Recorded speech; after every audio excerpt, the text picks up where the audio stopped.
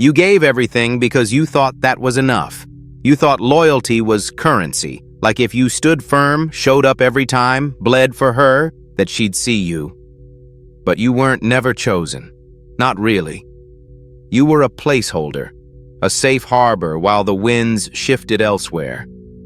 That quiet space between her words, the way her eyes dodged yours, those were the first betrayals you didn't dare name. You believed that showing up, holding steady, and absorbing the storm was proof of your worth. But loyalty without respect is a cage, thick steel forged in the silence of your own submission. Now you're standing barefoot on that cold floor, hearing only your own breath and the slow drip of time wasted. The truth doesn't come with fireworks. It whispers, like winter winds cutting through tired bones. Sometimes loyalty just isn't the door she's trying to open. And now that you do see it, the silence screams louder. You gave all you had, but she was reaching for something else. You've been broken in ways that no apology can fix, bruised where the world won't touch you, and yet in that crucible of solitude, something shifts. The man who believed love came from sacrifice is replaced by the man who knows love demands respect. Not the hollow echo of allegiance, but the hard edge of self-possession. This is the fire where your heart learns its hardest lesson, not to die for someone else's choice, but to break the confines of your own loyalty when it becomes your cage. No longer a servant to absence, no longer a ghost waiting to be ghosted. The bars shatter not with noise, but with weight. Weight of knowing you are allowed to walk away unburned, unbroken, undeniable. The wolves don't plead for the pack's grace. They earn their place by strength that doesn't ask for permission. So let the silence swell and carry this truth. Loyalty isn't love. Respect is earned, not given away like a gift to be forgotten. Now you reclaim your power in that stillness, and this time, you take yourself with you. You leaned in with everything you had, the cracked open soul, the steady hand, the promises whispered in quiet rooms where no one else bothered to show up. They told you to be soft enough to listen, to lay down your defenses and hold space for every breakdown, hoping that in your openness you'd find connection. Yet, here you are, the one left waiting. Why does loyalty make us invisible? How does being the first to hold the line turn you into a ghost in their story? You sent the messages nobody answered. You laid bare the parts of yourself that barely survived the night, and still your consistency was mistaken for weakness, your presence for background noise.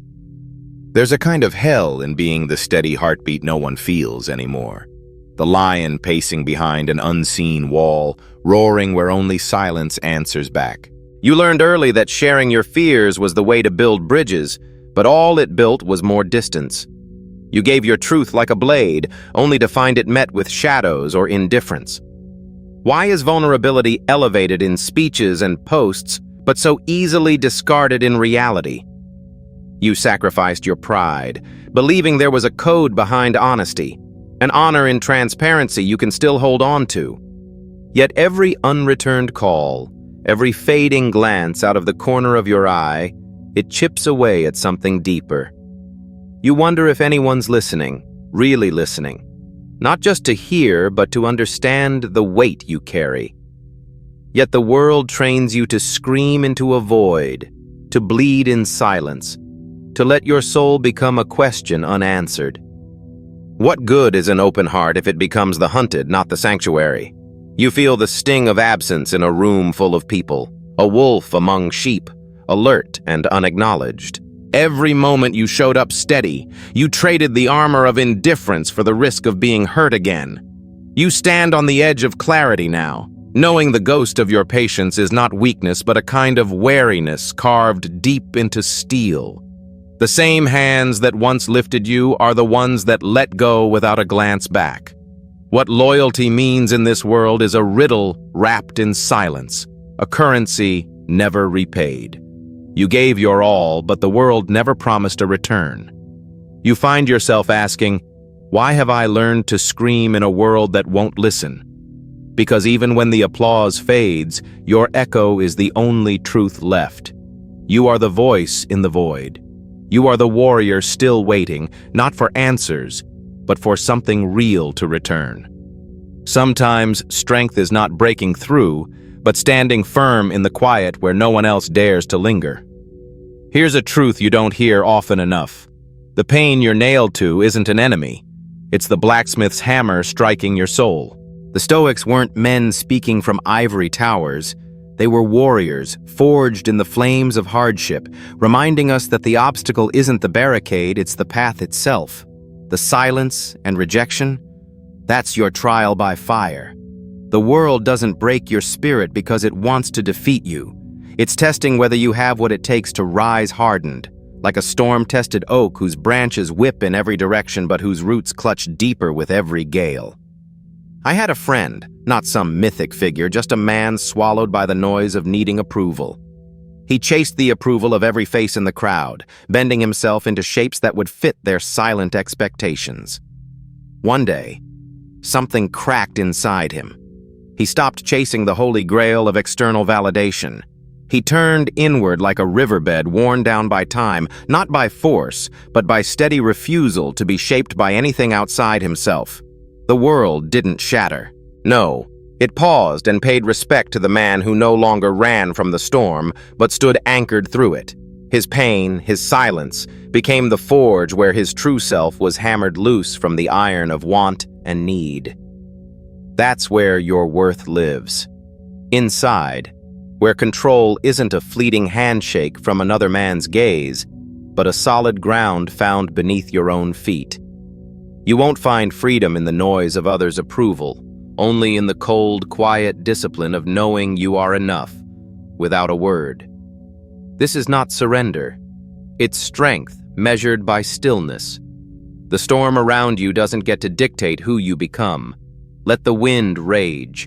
Stay rooted like the oak, unyielding, relentless, silent. You don't collapse into struggle, you rise through it. Every scar, every wound, every moment of biting silence is carving out a man who stands alone and stands tall. You attract the worthiest only after you stop pleading for the crumbs. Your focus, the real power, is the fortress you build inside. Nothing outside can knock you down unless you allow it through the gates. Stand firm. The storm is not your end. It's the slow forging of a warrior's will. And in this crucible, you become steel. No one owes you a nod, a glance, or a whisper of approval. Your worth isn't stamped by applause or the weight of other men's opinions. When you detach from the desperate hunger for validation, you find a silence that's sharper than any shout. You begin to see how much energy you wasted battling for respect that never belonged to you in the first place. The wolves who run the pack don't seek permission. They move with a distance that keeps them sharp, their gaze untouched by the noise of the herd. You must learn this, too.